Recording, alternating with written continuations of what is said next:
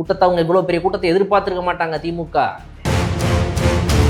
இது 10 மணிக்கு வரப்போகிற விஜய்க்கு 6 மணிக்கே கூட்டம் சேர்ந்து தெரியும்ல. ஏன் அந்த கூட்டத்தை ரெகுலேட் பண்ணல? இதே உங்கள் சிஎம் போனார்னாலோ இல்லை வேற யாராவது ஒருத்தவங்க போனாங்கன்னா லைனாக ரோடு முழுக்க ஒரு நூற்றுக்கணக்கான போலீஸ் நின்றுக்கிட்டு பேரிகேடை போட்டு ரசிகர்களை ரோட்டு ஓரமாக மட்டும் நிற்க விட்டு வண்டியை விட்றீங்கல்ல.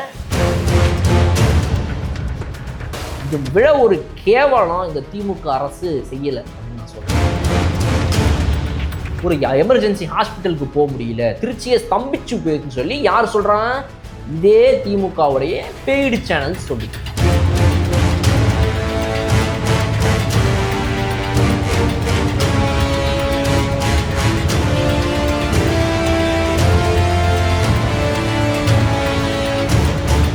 இந்த 200 ரூபா ஊப்பின்னு சொல்லுவாங்கல்ல, அது போன்ற கூட்டங்கள் இருக்கக்கூடிய மக்கள் இப்படி தான் பேசுவாங்க. எவ்வளோ பாட்டி தராங்க? 200 ரூபாயா? ரோடெல்லாம் ஏதாவது ஒரு சம்பவம் நடந்து ஜெகன்மோகன் ரெட்டி சம்பவம் மாதிரி ஒன்று நடக்கும் அப்படின்னு ஆசைப்பட்டிருக்காங்க. வேனில் யாராவது ஒருத்தங்க தலையை மாட்டி ஏதாவது ஒரு சம்பவம் ஆயிடுச்சுன்னா அவ்வளோதான், இந்த மொத்த இதையும் வந்து தடுத்துடலாம் அப்படின்ற எண்ணம். What bro, it's very wrong bro.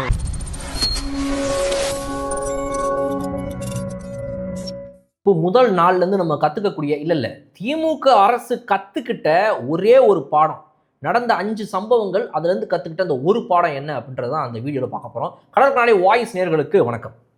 முதல் விஷயம், ஏர்போர்ட்டில் எதனால் போலீஸ் ப்ரொடெக்ஷனை போடவே இல்லை அப்படிங்கிற ஒரு கேள்வியை நம்ம இந்த இடத்துல எழுப்பணும். இதே வேற ஒரு கட்சி தலைவர் வரும்போதோ இல்லை வேற ஒரு முக்கிய பிரமுகர் வரும்போதோ வேற ஒரு முக்கிய அரசியல்வாதியோ நடிகரோ யாரோ ஒருத்தங்க அவர்னால இவ்வளவு பெரிய ஒரு கூட்டம் ஏற்படுங்கிற இடத்துல இப்படி வந்து போலீஸ் ப்ரொடெக்ஷனை போடாமல் இருந்திருப்பாங்களா? அது எவ்வளவு பெரிய கேவலம் அப்படிங்கிறது வந்து தமிழ்நாடு அரசு வந்து இந்த இடத்துல புரிஞ்சுக்கணும். இது வந்து அவங்களுடைய செயலிழந்த தன்மையை தான் வந்துட்டு இந்த இடத்துல காட்டுது. அவங்களால ஒரு பெரிய லா அண்ட் ஆர்டர் ப்ராப்ளமாக தான் அதை பார்க்கணும். நியாயமான அரசியல் விமர்சகர்கள் இந்நேரத்துக்கு தமிழக காவல்துறை மீது தான் வந்து ஒரு மிகப்பெரிய ஒரு குற்றச்சாட்டை எடுத்து வச்சுருந்துருக்கணும். ஆனால் இந்த நிறைய பேர் அதை வச்சு நம்மளால பார்க்க முடியல. எதனால் காவல்துறை வந்து விஜய் அவர்களுடைய கட்சிக்கு சரியான ஒரு இதை கொடுக்கல, அவங்களுக்கு வந்து நிறைய ரெஸ்ட்ரிக்ஷன்ஸை மட்டும் போட்டிருந்தாங்கன்ற கேள்விகளை தான் வச்சாங்களே தவிர இது வந்து தமிழக காவல்துறையுடைய மிகப்பெரிய மோசமான அவல நிலைங்கிறத நம்ம இந்த இடத்துல யாருமே வந்து அதிகமாக பதிவு பண்ணலை. ஏர்போர்ட்டில் அவ்வளவு பெரிய ஒரு டிராஃபிக்கு விஜய் அவர்கள் வந்து சேருவதற்கே முடியலைங்கிறது வந்துட்டு இந்த இடத்துல தமிழக அரசு கண்டிப்பாக புரிஞ்சுக்கிட்டே ஆகும். அது அவங்களுடைய மிகப்பெரிய ஒரு முட்டாள்தனமான முடிவு. நாங்கள் உங்களுக்கு போலீஸ் ப்ரொடெக்ஷன் கொடுக்க மாட்டோம், நீங்களே தான் பார்த்துக்கணும் அப்படின்னு சொன்னதுனால என்ன நடந்துச்சு அப்படின்றத அவங்க இதுலேருந்து புரிஞ்சுக்கணும். இது முதல் சம்பவம். இரண்டாவது விஷயம் என்னென்னா, விஜய் அவர்களுடைய வாகனம் எதனால் வந்துட்டு நகரவே இல்லை? கூட்டம் மக்கள் இருக்கிறாங்க, நீங்கள் வேணும்னே விரும்புறீங்க, நீங்கள் மக்கள் கூட்டம் கூட வரணும்னு வேணும்னே ஊர்ந்து பொறுமையாக வரீங்க. கூட்டம் என்னங்க கூட்டம், நான் வரும்னு சொல்லிட்டு நீங்கள் பாட்டுக்கு போக வேண்டியதானங்க, வண்டி எடுத்து சல்லுன்னு அழுத்திட்டு போனால் என்ன நடக்க போகுது அப்படின்னு சில கூட்டங்கள் சொல்கிறாங்க. இதில் அவங்களுக்கு நான் சொல்லக்கூடிய ஒரு பதில் என்ன அப்படின்னா, நல்லா யோசிச்சு பார்க்கணும். காவல்துறையுடைய சப்போர்ட் அந்த இடத்துல இல்லை. காவல்துறை ஒரு இடத்துல வந்து நவுறு அப்படின்னு ஒரு குச்சியை வச்சா 10 பேர் நவுருவாங்க அந்த இடத்துல. ஆனால் இதே விஜய் அவர்களுடைய பவுன்சருங்க சொன்னால் என்ன கேட்பாங்க? பிரதர் விடுங்க பிரதர், உங்களுக்கு என்ன தெரியும், ஆனால் வந்து விஜயோடைய போஸ்டர் ஒட்டினவன் நவுறு, அந்த சிங்குக்கெலாம் ஒன்றுமே புரியாது. இதில் எவனை நவுத்தணும் எவனை நவுத்தக்கூடாது, எவன் பெரிய ஆளு கட்சியில் ஒரு பெரிய பொசிஷனில் அவன் இருப்பான் என்னன்னே எனக்கு தெரியாது, இதில் எவனை நான் கை வைக்கக்கூடாது. சரி ரைட், நமக்கு வந்து இன்ஸ்ட்ரக்ஷன் என்ன, தொண்டர்கள் மேலே கை வைக்காதப்பா, அதனால் அமைதியாக நான் பாட்டுக்கு வரேன் அப்படி தான் வருவாங்க பவுன்சர்களும் அவங்களுடைய செக்யூரிட்டி பாடி கார்ட்ஸும். அதனால் அவங்களால அதுக்கு மேலே தாண்டி எதுவும் பண்ண முடியாது. அவங்க கை காட்டினாங்கன்னா அதனால் வந்து எந்த தொண்டர்களும் நகர்ந்து போகிறது கிடையாது, காவல்துறைக்கு மட்டும் தான் நகருவாங்க. அப்படியே அதை மீறி பாடி கார்டுங்க ஒரு காவல்துறையாக தன்னை உணர்ந்து காவல்துறை அதிகாரியாக உணர்ந்து கையை வச்சா உடனே இவங்க எடுத்து ரீலை போட்டு போட்டு போட்டு போட்டு காட்டி விஜயோடைய பவுன்சர் வந்துட்டு விஜய் ஃபேனை தூக்கி ரேம்ப்லேருந்து கீழே தூக்கி போட்டார் 10 தடவை காட்டி அதுக்கு ஒரு போலீஸ் கேஸையும் போட்டு கெட்ட பேர் வர வைக்கிறது. இதுதான் வந்து இவங்க பண்ணக்கூடியது. அப்போ இந்த இடத்துல எப்படி உங்களுக்கு வந்து நீங்களும் காவல்துறை ப்ரொடெக்ஷன் கொடுக்க மாட்டீங்க, நாங்களா எவனா ஒருத்தரை நவுத்தி விட்டா என்னப்பா இது, விஜயோடைய ரசிகரை வந்து இப்படி ஒரு பாடி கார்டு பண்ணுறதை வேடிக்கை பார்த்து நிற்கிறாரு விஜயோடைய இவர், இதெல்லாம் மோசமா இல்லையா, கேவலமா இல்லையா, அநியாயமா இல்லையா, சொந்த ரசிகரை தூக்கி போடுறத விஜய் வேடிக்கை பார்க்குறாருன்னு இப்படி பேச ஆரம்பிச்சிருவாங்க. இன்னொன்று முக்கியமான விஷயம் என்னன்னா, அந்த இடத்துல எல்லாத்தையும் மீறி ஒருவேளை விஜயோடைய வண்டி அந்த இடத்துல நான் 10:30 மணிக்கு போய் சேர்ந்தாகணும்னு கொஞ்சம் அவசரப்பட்டு அதை நவுத்திருந்தாங்கன்னா, அந்த கூட்டத்தை நவுத்த ட்ரை பண்ணி வண்டியை கொஞ்சம் அழுத்திருந்தாங்கன்னா அதில் ஏதாவது அசம்பாவிதம் ஏற்பட்டிருப்பதற்கான வாய்ப்புகள் நிறையவே இருக்குது. அண்ட் அதை தான் திமுக அரசு எதிர்பார்த்துருக்கு. வேணும்னே காவல்துறையை கொடுக்காம கூட்டத்தை அவங்க இவ்வளோ பெரிய கூட்டத்தை எதிர்பார்த்துருக்க மாட்டாங்க திமுக, என்ன வந்துட போது பெரிய கூட்டம் அப்படின்னு. ஆனால் அவங்க நல்லா தெரியும், இரவே அதுக்கு முந்தின இரவே அவங்களுக்கு நல்லா தெரியும் கூட்டம் சேர ஆரம்பிக்குது அப்படிங்கிறது. அவங்களுடைய இன்டெலிஜென்ஸ் என்ன பண்ணிக்கிட்டு இருந்துச்சு, அதை நம்ம இந்த இடத்துல கேள்வி கேட்டே ஆகணும். காலையில் 6 மணிக்கு கூட்டம் சேர ஆரம்பிச்சிருச்சு ஏர்போர்ட்டுக்கு வெளியே, உடனடியாக போலீஸ் ப்ரொடெக்ஷனை போட்டுருந்துருக்கணும், போடலை. அப்போ நீங்கள் வேணும்னு ஏதாவது அசம்பாவிதம் நடக்கும்னு எதிர்பார்க்குறீங்க. ஜெகன்மோகன் ரெட்டி அவர்கள், அதாவது ஆந்திராவுடைய முன்னாள் முதல்வர் ஜெகன்மோகன் ரெட்டி அவர்களுடைய வேனில் மாட்டி அந்த டயரில் அடிபட்டு ஒருத்தருடைய கழுத்தில் அந்த டயர் ஏறி ஒருத்தர் இறந்து போனார் இப்போ சில மாதங்களுக்கு முன்னால். அதே போல் ஒரு சம்பவம் நடக்கும் நீங்கள் எதிர்பார்த்துருந்துருக்கீங்க. அதுக்காக வேணும்னே போலீஸோட ப்ரொடெக்ஷனை கொடுக்காம அந்த இடத்துல கை கட்டி வேடிக்கை பார்த்துருக்கீங்க. எந்த விஷயம் எடுத்து பாருங்க, முதல் 1 மணி நேரம், அதாவது சுப்பிரமணியபுரம்னு ஒரு ஏரியா இருக்குது, இந்த டிவிஎஸ் நம்பர் 1 டோல்கேட். அந்த டோல்கேட்டை தொடர்வதற்கு முன்னால் வரைக்கும் அந்த ஜமால் முகமது காலேஜ், அந்த டேர்னிங், அந்த ஏரியா, அங்கே எங்கேயுமே இவங்க வந்து போலீஸ் ப்ரொடெக்ஷன் கொடுக்கல. இது ரொம்ப நேரம் ஆகுது, மணி 12 தாண்டி போயிட்டு இருக்கு, 12:30 தாண்டி போயிட்டு இருக்குங்கும் போது தான் அவங்களுடைய போலீஸுங்க வராங்க. டே இது சரியில்லை, நாளைக்கு நம்ம மேலே திருப்பிடுவானுங்க, இது ஐயோ பெரிய லா அண்ட் ஆர்டர் பிரச்சனையாக வந்துடும் போல இருக்குது, இது போலீஸை இறக்கு, வேற வழியே கிடையாது, எவ்வளோ நேரம் இது இப்படியே இவர் வந்துகிட்டே இருப்பார், என்ன பண்ணுறது இறக்குன்னு. அதுக்கப்புறம் தான் இவங்க அவங்களுடைய தவறை உணர்ந்து போலீஸை உள்ளே இறக்குறாங்க. அது வரைக்கும் ஏதாவது ஒரு அசம்பாவிதம் நடக்கணும் இவங்க வேடிக்கை பார்த்துட்டு இருக்காங்க. அது நடக்கலை.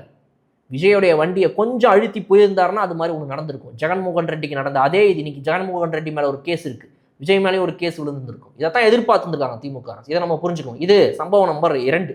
சம்பவம் நம்பர் 3, ஏர்போர்ட்டுக்கு வந்த மற்ற மக்கள் பாதிக்கப்பட்டிருக்காங்க. எவ்வளவோ பேர் ஏர்போர்ட்டுக்கு அவசரமாக போகிறாங்க. இதெல்லாம் வந்து என்னென்னா, நான் ஏற்கனவே போன வீடியோவில் சொன்னது போல், இந்த திமுகவாக உழைக்கக்கூடிய இந்த யூடியூப் சேனல்ஸும் திமுகவாக உழைக்கக்கூடிய இந்த நியூஸ் சேனல் ரிப்போர்ட்டர்ஸ் லைவ்ல போயிட்டே இருக்கும்போது அந்த நியூஸ் சேனல் ரிப்போர்ட்டர்ஸ்லாம் சொல்கிறாங்க, இது மாதிரி வந்து தாவேக்கவுடைய தொண்டர்கள் பண்ணுவதற்கு தவறு இல்லையா, அவங்களுக்கு கொஞ்சம் கூட புரிய வேணாமா, ஏர்போர்ட்டுங்கிறது வந்துட்டு பொதுமக்கள் வரக்கூடிய இடம், பல பேர் வந்து அவசரமாக ஏதோ ஒரு ஊருக்கு எங்கேயோ ஓடிக்கிட்டு இருப்பாங்க, ஒரு 2 நிமிஷத்தில் நீங்கள் லேட்டானா கூட ஃப்ளைட்டை மிஸ் பண்ணுவதற்கான வாய்ப்புகள் இருக்குது, இப்படிப்பட்ட இடத்துல இப்படிப்பட்ட கூட்டம். அதே தான் நானும் கேட்குறேன், இப்படிப்பட்ட இடத்துல ஏன் கூட்டத்தை சேர விட்டீங்க? ஏன் ஆரம்பத்திலேயே 6 மணிக்கே உங்களுக்கு தெரியாதா இவ்வளோ பெரிய கூட்டம் சேர ஆரம்பிக்குது, 10 மணிக்கு வர போகிற விஜய்க்கு 6 மணிக்கே கூட்டம் சேருதுன்னு தெரியும்ல, ஏன் அந்த கூட்டத்தை ரெகுலேட் பண்ணல? இதே உங்கள் சிஎம் போனார்னாலோ இல்லை வேற யாராவது ஒருத்தவங்க போனாங்கன்னா லைனாக ரோடு முழுக்க ஒரு 100கணக்கான போலீஸ் நின்றுக்கிட்டு பேரிகேடை போட்டு ரசிகர்களை ரோட்டு ஓரமாக மட்டும் நிற்க விட்டு வண்டியை விட்றீங்கல்ல. அது முதல்வருக்கு மட்டும்தான் பண்ணணும்னு ஏதாவது ஒரு சட்டத்தில் எழுதியிருக்கா? எந்த சட்டம் சொல்லுது? திமுகவோ இல்லை வந்து எந்த கட்சி ஆளுங்கட்சியோ அந்த ஆளுங்கட்சிக்கு மட்டும்தான் சரியான போலீஸ் பாதுகாப்பு கொடுக்கணும். ஒரு ஏர்போர்ட்டில் இறங்குறாரு, இவர் வந்துட்டு புதுசாக கட்சி ஆரம்பிக்கிறாரு, ஆளுங்கட்சிக்கு எதிராக வந்து ஒரு பவராக வராரு அப்படின்னா அவருக்கு வந்து எந்த ஒரு ஒரு ப்ரொடெக்ஷனும் கொடுக்கக்கூடாது, அவங்க பாட்டுக்கு பார்த்துக்கிட்டு விடணும்னு எந்த அரசியல் சட்டம் சொல்லுது? அப்போது அந்த இடத்துல ஏர்போர்ட்டில் அவ்வளோ பெரிய பாதிப்பு ஏற்படும் தெரிஞ்சால் அதை நீங்கள் தான் கவனிச்சுருக்கணும். தொண்டர்களோட தவறோ விஜயோட தவறோ இல்லை, அவங்க முன்னாடியே உங்களுக்கு எழுத்துப்பூர்வமாக எழுதி கையில் வந்து நேரில் கொடுத்துட்டு போயிட்டாங்க நாங்கள் வரப்போகிறோன்னு. அந்த கூட்டம் இவ்வளோ வருன்றதை எதிர்பார்க்க முடியாமல் அதை கணிக்க முடியாமல் இருந்தீங்கனாலும் அது உங்களோட தவறு தான். கணிச்சும் அதை வேணும்னே விட்டு வேடிக்கை பார்த்துருந்தீங்கனாலும் அது உங்களுடைய தவறு தான் அப்படின்னு இதை நம்ம காவல்துறை மீது மட்டும்தான் சொல்லணும். சம்பவம் நம்பர் 4, விஜய் அவர்களுடைய ஓன் பாடி கார்ட்ஸ் தான் கூட்டிகிட்டு வரணும், விஜய் அவர்களுடைய ஓன் செக்யூரிட்டி அதெல்லாம் அவரே பார்த்துக்கணும், அதுக்கு வந்து காவல்துறைக்கும் எந்த சம்மந்தமும் கிடையாதுன்னு அந்த நிபந்தனைகள் லிஸ்ட்டில் வந்து கொடுக்குறாங்க. அப்போ இப்படிப்பட்ட ஒரு நிபந்தனை இங்கே எல்லாருக்கும் கொடுக்க முடியுமான்ற கேள்வி ஏற்கனவே எல்லாரும் எழுப்புனாங்க. அதை நான் இப்போ வேற மாதிரி எப்படி கேட்கணும்னு நினைக்கிறேன்னா, விஜய் அவர்கள்ட்ட காசு இருக்குது, அவர் வந்து கோடி கோடியாக வச்சுருக்காருப்பா, அவருக்கு என்னப்பா, சரி ரைட் ஓகே அப்படியே வருவோம், அவருக்கு அவ்வளோ காசு இருக்குது. அப்போது 3 மாதம் ஒவ்வொரு சனிக்கிழமையும் 39 மாவட்டங்களுக்கு போகும்போது விஜய் அவர்கள் வந்து இவ்வளவு பவுன்சர் வந்து சும்மா கிடையாது, அவ்வளோ அந்த கருப்பு சட்டப்பட்ட பவுன்சர்ஸ் எத்தனை பேர், 10 பேருக்கு மேலே இருக்கிறாங்க, 15 பேருக்கு மேலே இருக்கிறாங்க, அதுக்கு மேலே அந்த செக்யூரிட்டிஸ், அதுக்கு மேலே அந்த பாடி கார்டு செக்யூரிட்டி பவுன்சர்னு ஒரு 25-30 பேர் கொண்ட டீமை ஒரு தனி நபர் போட்டு ரோடு முழுக்க வரணும் அப்படிங்கிறது எந்த வகையில் வந்து இது ஜனநாயகமான ஒரு விஷயம்? இது விட ஒரு கேவலம் இந்த திமுக அரசு செய்யலை அப்படின்னு நான் சொல்லுவேன். அப்படிப்பட்ட ஒரு காழ்ப்புணர்ச்சி, அப்படிப்பட்ட ஒரு எதிர்ப்பு, உங்களை மீறி அவர் ஜெயிக்க மாட்டார்ன்ற நம்பிக்கை இருக்கும்போது எதுக்கு இப்படிப்பட்ட ஒரு கேவலமான அரசியலை பண்ணணும்? வேணும்னே இது மாதிரி விஜய் போன்ற காசு இல்லாத ஒரு அரசியல்வாதினால இப்படிப்பட்ட இவ்வளோ பவுன்சர்களையும் இவ்வளோ கூட்டத்தை சேர்க்க முடியுமா? மாபெரும் கட்சி தலைவராக இருக்கக்கூடிய திருமாவளவன் அவர்களால இவ்வளவு பெரிய கூட்டத்தை 39 மாவட்டத்துக்கு போகும்போது ஒரு 30 பேர் கொண்ட ஒரு பவுன்சர் கூட்டத்தையும் செக்யூரிட்டி பாடி கார்டு லெவல் கூட்டத்தை எவ்வளோ லட்சங்கள் செலவாகும் தெரியுமா? ஒரு நாளுக்கு இவங்களை போல ஒரு 30 பேரை கூப்பிட்டு வரதுக்கு இது போன்ற செக்யூரிட்டி லெவலில் இருக்கக்கூடிய அந்த பாடி கார்ட்ஸ், இந்த விஜய் பக்கத்துல அந்த கருப்பு கண்ணாடி போட்டு ஒரு 3 பேர் சுற்றுறாங்க பாருங்க, அவங்களாம் எவ்வளோ சார்ஜ் பண்ணுவாங்க தெரியுமா ஒரு நாளுக்கு? அது போன்றவர்களை ஒரு அரசியல் கட்சி தலைவர்னால ரெடி பண்ணி கூட்டு வர முடியுமா? விஜய் போன்றவர்னால முடியும், மற்றவங்களால முடியுமா? அப்போ எல்லாருக்கும் சமமான ஒரு சட்டத்தை தானே நம்ம நாட்டில் நம்ம பயன்படுத்துகிறோம். அப்படிப்பட்ட ஒரு சமமான விஷயத்தை தானே இந்த இடத்துலையும் கொடுத்துருந்துருக்கணும் திமுக. இந்த திமுக அரசு செய்த தவறான ஒரு சம்பவம் 4. 5வது தவறான சம்பவம், திருச்சி மக்களுடைய வாழ்வாதாரம் அன்னைக்கு ஒரு நாள் பாதிக்கப்பட்டுருச்சு. எப்படி? அவங்கெல்லாம் வந்து ஆஃபீஸ்க்கு யாரும் போக முடியல, ஒரு எமர்ஜென்சி ஹாஸ்பிட்டலுக்கு போக முடியல, திருச்சியை ஸ்தம்பிச்சு போயிடுச்சுன்னு சொல்லி யார் சொல்கிறான்? இதே திமுகவுடைய பெய்டு சேனல்ஸ் சொல்லுது. எது? மெயின் ஸ்ட்ரீம் டிவி சேனல்ஸோடைய அவங்களுடைய யூடியூப் லைவ்ல போகுது. எங்கே இருக்கீங்க ராஜசேகர்? நான் வந்து இப்போ வந்துட்டு திருச்சியோடைய முக்கியமான இடத்துல இருக்கிறேன், இப்போ வந்து விஜயோடைய வண்டி வந்துகிட்டு இருக்குது, அதனால் ஒரு மிகப்பெரிய கூட்டம் இங்கே வந்து திருச்சியே ஸ்தம்பிச்சு போச்சு. எங்கடா திருச்சி ஸ்தம்பிச்சு போச்சு? விஜய் வரக்கூடிய அந்த ஒரு வரிசை, அந்த ஒரு லைன், அந்த ஒரு ரோடு, அது மரக்கடை வரைக்கும் போகுது, அந்த ரூட்டு பாதிக்கப்பட்டுச்சா? ரைட்டு. திருச்சியே ஸ்தம்பிச்சு போயிடுச்சுன்னா அந்த ஒரு ரோடு மட்டும்தான் திருச்சியா? இது போன்ற கேவலமான இந்த 200 ரூபா ஊப்பின்னு சொல்லுவாங்கல்ல, அது போன்ற கூட்டங்கள் இருக்கக்கூடிய மக்கள் இப்படி தான் பேசுவாங்க. அவங்க பேசுகிறாங்க, ரைட்டு, ஓகே. இந்த 200 ரூபா யூபியை தாண்டி இந்த யூடியூப் சேனல்களும் இந்த பெய்டு டிவி சேனல்ஸ் இது போன்ற ஒரு கேவலமான ஒரு செய்திகளை பரப்புதுங்கிறது தான் வந்து அநியாயம். இவங்கள தான் நம்பி பல பேர் இருக்கிறாங்க. நல்ல வேளை இந்த யூடியூப் வந்துருச்சு, நம்மளை போல ஒரு 10 சேனல் பேசுவாங்க, நியாயத்தையும் சரியான விஷயத்தையும் சொல்லுவாங்கன்னா பரவாயில்ல. அதெல்லாம் பார்க்காத எவ்வளோ பேர் இருப்பாங்க. இப்போ என்னதான் இருந்தாலும் இந்த சேனல் தான்ப்பா, இதுதான்ப்பா நான் சின்ன வயசுலேருந்து பார்க்குறேன், இதுதான்ப்பா நான் கடந்த 10 வருஷமாக பார்க்குறேன்னு உங்களை போன்ற சேனல்களை நம்பக்கூடியவங்களுக்கு நீங்கள் கொடுக்கக்கூடிய செய்தி என்ன? கேவலமான அந்த காசை வாங்கிட்டு கொடுக்கக்கூடிய பொய் செய்தி. விஜயால் திருச்சியே இதாகிடுச்சு. எனக்கு தெரிஞ்ச எவ்வளவோ பேர் திருச்சியில் நான் ஃபோன் போட்டு கேட்குறேன், என்னங்க உங்கள் திருச்சியை சம்பிச்சு போயிடுச்சுன்றாங்க. அப்படியா? நம்ம நியூஸ் போடுறதுக்காக கேட்குறேன். நான்லாம் அது ஏதோ ஒரு ஏரியாவில் எங்கேயோ நடக்குது, நான்லாம் இந்த பக்கம் நான் என் ஆஃபீஸ் போயிட்டேன், நான் என் வீட்டுக்கு போயிட்டேன், என் ஃப்ரெண்ட்ஸுங்க அவ்வளோ பேர் இருக்கிறாங்க. அங்கே எவன்கிட்ட கேட்டாலும் அதெல்லாம் ஒன்றும் கிடையாது, அது எங்கேயோ நடக்குதுடா, நான்லாம் என் ஆஃபீஸ் பண்ணுறேன், ஆஃபீஸ் தான் உள்ளே உட்காந்துட்ருக்கேன் அமைதியாக. ஸோ அவ்வளோ பெரிய திருச்சியில் ஒரு ரோட்டில் ஒரு ரூட்டில் நடந்த ஒரு விஷயத்துக்கு, ஒரு 8 கிலோமீட்டருக்கு நடந்த ஒரு சம்பவத்தை ஒரு 40-50 கிலோமீட்டர் பரப்பளவில் இருக்கக்கூடிய மொத்த மாநகரத்தையே இவங்க போட்டாங்க. திருச்சியே ஸ்தம்பிச்சு போயிடுச்சு, திருச்சியே கூட்டத்தால் தெளிச்சு போயிடுச்சு, விஜயால் வந்து ஒரு பெரிய பாதிப்பு, யாரும் எங்கேயும் போக முடியல, வர முடியல. எதுக்கு இப்படி ஒரு பொய் பரப்புரை? இந்த 5 பொய் சம்பவங்களையும் தவறான சம்பவங்களையும் இவங்க பண்ணதுனால கடைசியில் இவங்க கற்றுக்கிட்ட அந்த ஒரு பாடம் என்ன தெரியுமா? அதே விஜயோடைய வண்டிக்கு முன்னாடி போலீஸ் வாகனம் வருது, பின்னாடி விஜய் வராரு. எப்போ? 12:30-1 மணிக்கு இவங்க உணர்ந்துட்டாங்க இவங்களுடைய தவறு, இவங்க பண்ண தவறான முடிவுனால, இவங்க எடுத்த அந்த தவறான முடிவுனால இவ்வளோ பெரிய கூட்டம் சேர்ந்துருச்சு, இது வந்து ஒரு ரேலி மாதிரி வந்துட்டு இருக்காரு விஜய். டேய், நான் வந்துட்டு ஒழுங்கா மொத்த கூட்டத்தையும் வந்து கட்டுப்படுத்தி காவல்துறை ஒழுங்கா வேலை பார்த்துருந்துச்சுன்னா விஜய் வண்டி சல்லுன்னு 10 நிமிஷத்தில் போயிருந்திருக்கும். அங்கேருந்து மரக்கடை போக அதிகபட்சம் 1/4 மணி நேரம் நான் சொல்கிறேன் போயிருந்திருக்கும் அழகா. இவங்க இதை விடாதனால இது ஒரு ஃப்ரீ ரோட் ஷோ ஆகி போயிடுச்சு.